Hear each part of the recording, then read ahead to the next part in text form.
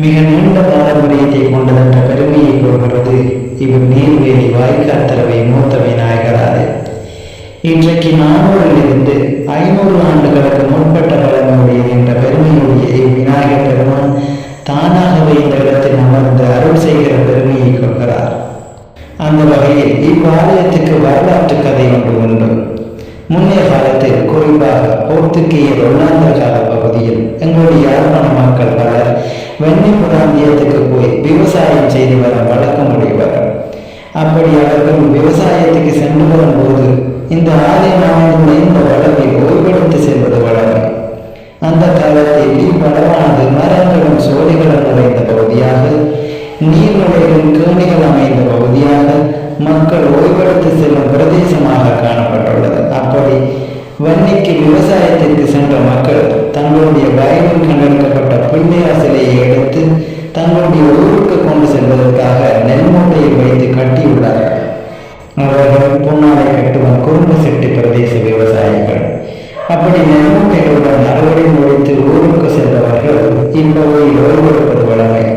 நெல் மூட்டைகளை இறக்கி வைத்து ஓய்வெடுத்துக் கொண்டு ஊருக்கு புறப்படப்பட்ட போது அனைத்து நெல்மூட்டைகளையும் தூக்கப்பட்ட போதும் ஒரு நெல் மூட்டை தூக்கப்படவில்லை.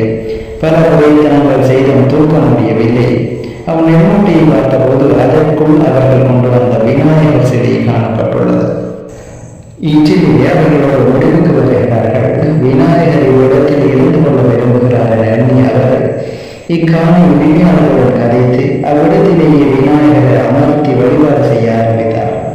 அன்றிலிருந்து இவ்விடத்தில் விநாயகரை அருள்பாலித்துக் கொண்டிருக்கும் சிறப்பை பெறுகிறார். ஆகவே விநாயக பெருமான் தானாகவே தனது இருப்பிடத்தை தேர்ந்தெடுத்துக் கொண்டார் என்ற வரலாற்று சிறப்பை பெறுகிறது இவ்வாலயம். அதேபோல் விநாயகர் தனக்கு வேண்டியதை தானே தேர்ந்தெடுத்த விநாயகரின் பெருமை கூறும் இன்னொரு நிகழ்வு உண்டு. இந்த ஆலயத்தில் பிரம்மாண்டமான குதிரை வாகனம் ஒன்று உள்ளது. யாழ்ப்பாணத்தில் இருக்கின்ற வாகனங்களிலேயே மிகப்பெரிய குதிரை வாகனம் அந்த பெருமையை கொள்கிறது. அப்படியான இந்த குதிரை வாகனம் உண்மையிலேயே இவ்வாலய விநாயகருக்காக செய்யப்பட்டது அல்ல. வடமராட்சி பகுதியில் இருக்கிறவர்கள் தங்களுடைய ஆலயத்திற்காக திருநெல்வேலியில் உள்ள சிப்பாச்சாரி ஒருவரால் குதிரை வாகனத்தை செய்து அந்த குதிரை வாகனத்தை இவ்வீதிமனாக எடுத்துச் சென்றிருக்கிறார்கள். அப்படி எடுத்துச் சென்ற போது இவ்விடத்திற்கு வந்த அந்த குதிரை வாகனம் நகர மறுத்து விட்டது. தூக்க முடியவில்லை.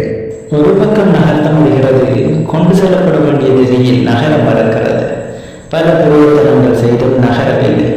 அப்போது அவர்கள் இவ்விநாயகரின் செயலார் என்று அறிந்து விநாயகர் இக்குதிரையை தனக்கு சொந்தமாக நினைக்கிறார் என்று அறிந்து இவ்வாலய குருக்களிடம் பேசி அக்குதிரையை இவ்வாலயத்திற்கு காணிக்கையாக வைத்து சென்றுள்ளார்.